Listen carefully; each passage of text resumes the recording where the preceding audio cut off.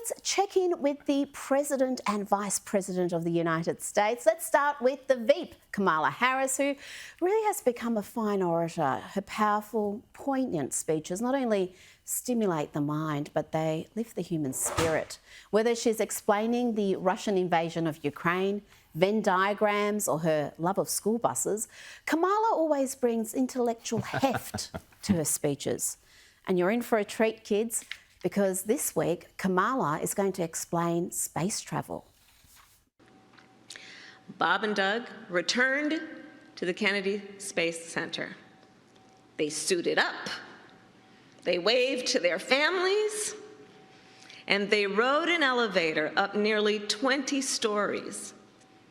They strapped in to their seats and waited as the tanks beneath them filled with tens of thousands of gallons of fuel.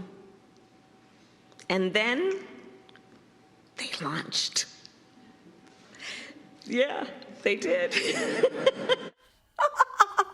Yeah, they launched.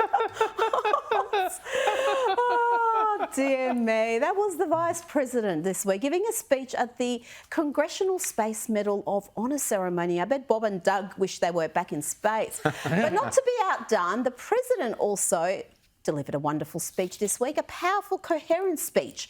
And what you can't deny is that Joe Biden is really in touch with the kids. Here he explains climate change using the hip lingo favoured by the young'uns. Look, if we don't move on the climate crisis, we're going to see the North Pole, as the kids would say. We're going to see those glaciers melting. Okay, as the kids say. What does that mean exactly? He said, if we don't move on the climate crisis, we're going to see the North Pole, as the kids would say, melting. The North Pole, as the kids. I'm not up with the lingo, so I Googled North Pole, and the most popular Urban Dictionary definitions were frankly too obscene to share on a family show like this, but this was a popular definition. North Pole is the location of a massive amount of cocaine and sex paid for by stolen money. So if we don't move on the climate crisis, we're going to see a massive amount of cocaine and sex paid for by stolen money melt. I hope that clears things up. But before I go on a serious note, it's time that we called out the activists who populate the so-called fact-checking units and the social media giants stupid enough to listen to them.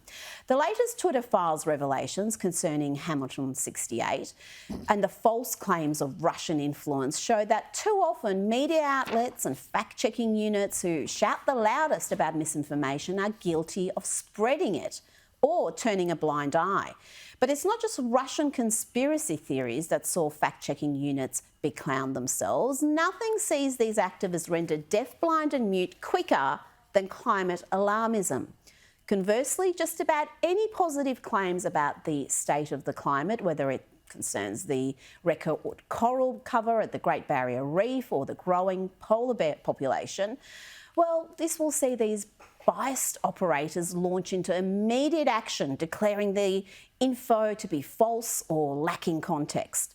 Last week, President of the Copenhagen Consensus Centre, Bjorn Lomborg, called out those charged with reducing disinformation for promoting disinformation.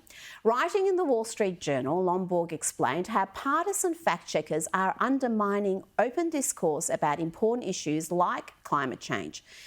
Lomborg has recent personal experience with this phenomenon. Earlier this month, he said, I wrote an accurate post on Facebook about the growing polar bear population.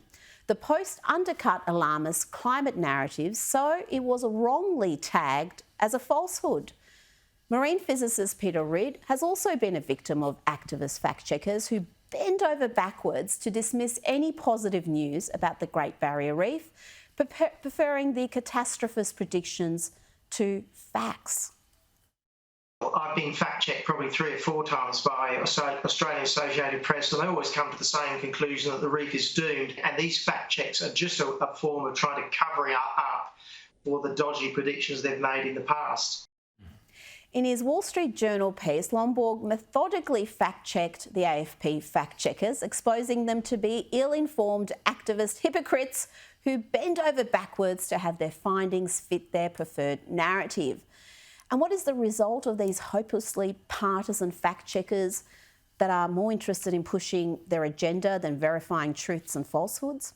Lomborg wrote, "The result is that the public is denied access to accurate data and open debate about these very important topics. Ridiculous points on one side are left standing while so-called fact-checking censors inconvenient truths. If we're to make good climate policy, voters need a full picture of the facts." Hear, hear.